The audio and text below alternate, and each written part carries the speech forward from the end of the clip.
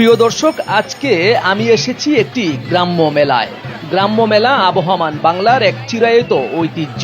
বাঙালি জীবনের সঙ্গে মেলার সম্পর্ক দীর্ঘকালের। এই সম্পর্ক নিবিড় এবং আত্মিক। লোকজীবন ও লোকসংস্কৃতির অন্তরঙ্গ পরিচয় মেলাতেই সার্থকভাবে ফুটে ওঠে। গ্রামীণ মানুষের জীবনে মেলা এক অফুরন্ত আনন্দের উৎস। চৈত্র সংক্রান্তি মেলা, বৈশাখী মেলা, পৌষ মেলা, মহরমের মেলা, বই মেলা, বৃক্ষ মেলা ইত্যাদি বাংলাদেশের ঐতিহ্যের ধারক।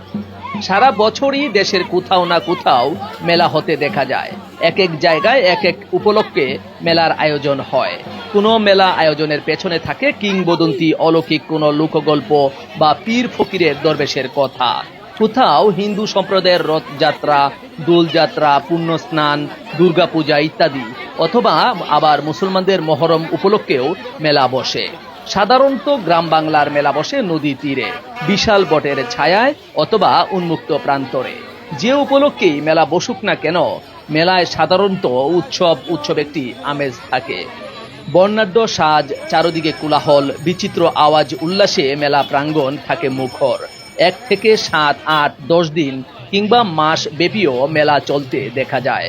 মেলার উৎসবের আমেজ ছড়িয়ে যায় স্থানীয় অঞ্চলের লোকজনের মধ্যে।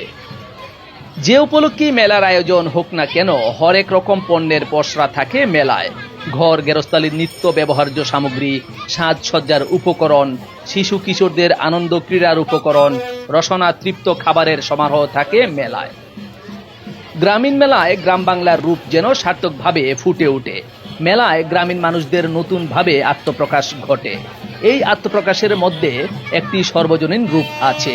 মেলা একটি মিলন ক্ষেত্র। তাই ধর্ম, বর্ণ, সম্প্রদায় নির্বিশেষে সকল শ্রেণীর মানুষের আনাগোনা হয় মেলায়। মেলায় আগত দর্শকদের মনোরঞ্জন নানান ব্যবস্থা থাকে। নাগরদোলা, লাঠি খেলা, কুস্তি, পুতুল নাচ, যাত্রা, কবি গান, বাউল ফকিরের গান, ম্যাজিক, বাইস্কোপ, সার্কাস ইত্যাদির মাধ্যমে মানুষ আনন্দ ফুর্তিতে মেতে ওঠে। নতুন নতুন নকশা ও কারুকাজের চাহিদা বাড়ে। ছড়িয়ে ছিটিয়ে থাকা লোকসংস্কৃতির বিভিন্ন উপাদান পূর্ণতা পায়। স্বল্প পুঁজির অবহেলিত পেশাজীবী যেমন কামার, কুমোর, তাঁতি তাদের তৈরি পণ্য সহজে বিক্রি করতে পারে। এটি গ্রামীণ মেলার একটি তাৎপর্যপূর্ণ অর্থনৈতিক দিক। মেলায় আসা বৈচিত্র্যময় পণ্যের শেষ নেই। মেলা কথাটির অর্থ হচ্ছে মিলন, অর্থাৎ গ্রাম বাংলার সাধারণ মানুষ সব কষ্ট বিভেদ ভুলে পরস্পরের সঙ্গে মিলিত হয়। প্রাণের মিলন ঘটায় এই গ্রাম্য মেলাকে উপলক্ষ করে। তাই গ্রাম্য মেলার সঙ্গে বাঙালির আত্মিক সম্পর্ক বেশ সুনিবিড়। দেশের অনেক স্থানে বাংলা বছরের শেষ দিনে অর্থাৎ চৈত্র সংক্রান্তিতে মেলার আয়োজনের রেওয়াজ আছে। আবার পহেলা বৈশাখে আয়োজিত বৈশাখী মেলার মাধ্যমে বাংলা নববর্ষকে স্বাগত জানানো হয়। এভাবেই হেমন্তে নতুন ধান কাটার পর কোথাও মেলা বসে। পৌষের বিদায় লগ্নে হয় পৌষ সংক্রান্তি মেলা। হিন্দু সম্প্রদায়ের রথযাত্রা, দোল পূর্ণিমা এবং মুসলমানদের মহরম উপলক্ষে গ্রাম্য মেলা অনুষ্ঠিত হয়ে থাকে।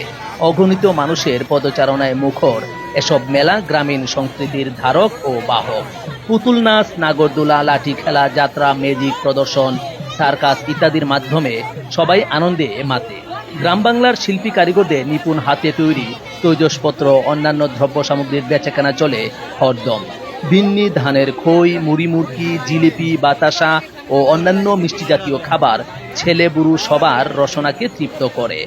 সময়ের পরিক্রমায় যন্ত্র সভ্যতার প্রভাবে গ্রাম্য মেলার আবেদন দিন দিন হারিয়ে যাচ্ছে। তার নিজস্ব রূপ যাচ্ছে পাল্টে। তবু একথা স্মরণ রাখতে হবে, গ্রাম্য মেলায় গ্রাম বাংলার শাশ্বত রূপ সার্থকভাবে ফুটে ওঠে। যুগ যুগ ধরে বাঙালির প্রাণোচ্ছ্বাসকে ধারণ করে গ্রাম্য মেলা গ্রাম বাংলার মানুষের সর্বজনীন উৎসবে পরিণত হয়েছে।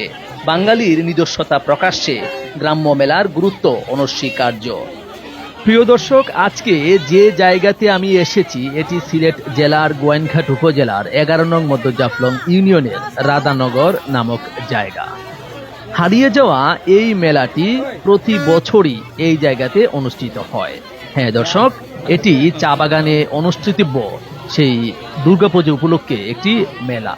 গেল কয়েকদিন পূর্বে হিন্দু ধর্মাবলম্বীদের সবচেয়ে বড় ধর্মীয় উৎসব শারদীয় দুর্গাপূজায় আয়োজন করা হয়েছিল এই মেলাটি। এই মেলায় অংশগ্রহণ করেছে ছোট বড় সবাই। এবং এখানে আসার পরে আমি একটু আনন্দিত হয়েছি এই জন্যে যে এখানে যে দোকানগুলো বসে, অস্থায়ী যে দোকানগুলো মাত্র একদিনের জন্য বসে, সেই দোকানগুলোতে এমন কিছু নেই গ্রাম বাংলার ঐতিহ্যবাহী যা যা আপনার ঘর সাজা থেকে শুরু করে, নারীদের রূপসজ্জা থেকে শুরু করে, ছোট্ট বাচ্চাদের খেলনা, তারপর হচ্ছে খাবারের বস্তু, সবকিছুই এই মেলাতে বিদ্যমান রয়েছে।